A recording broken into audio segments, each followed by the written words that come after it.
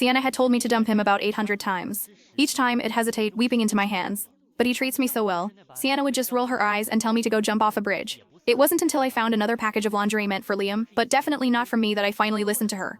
Even when he was on his knees begging, I didn't look back. I was driving over to Sienna's place to give her the good news when her Instagram post popped up on my feed. I hard lunch. The caption read, "How could the pavement ever understand the moonlight? She never knew you." I do. The photo was intimate. Liam, eyes red from crying, and Sienna leaning in to kiss his cheek, a consoling angel. Someone commented, accusing her of being the other woman. She replied without a shred of shame if she could be fooled by a few cheap pieces of lingerie I mailed to her house. How can she claim she really loves him? Besides, she's so plain. She doesn't deserve Liam the way I do. I slammed on the brakes and whipped the car around. I was in such a rush to confront her that I didn't see the oncoming traffic. I died on impact. Then, I opened my eyes. Reborn. Or reset. I was back in the parking lot. I immediately blocked Sienna on everything, got into my car, and prepared to drive away forever. That's when a woman, her face masked in blood, started pounding on my window. "Mara, save me, that's not me." I froze, hand hovering over the ignition. Outside, the woman was slapping the glass frantically. Her features were a ruin of blood and gore, but I'd known Sienna for 13 years. I knew the shape of her eyes, the set of her jaw. That was her, but I had just left her upstairs. We had just argued.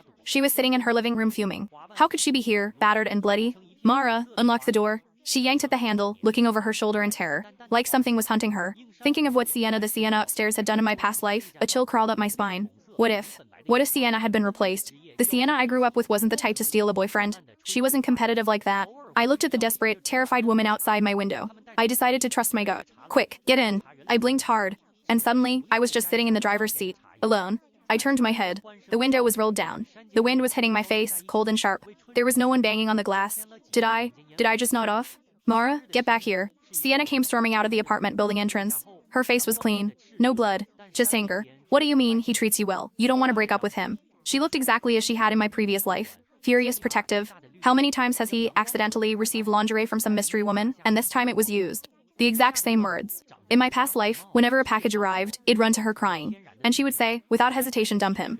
But I always felt I should let Liam explain. And every time he did, it'd send Sienna a text it was all a misunderstanding. We're good now. It used to drive her crazy. But now, looking at her indignation, I remembered the post she made after she took Liam from me.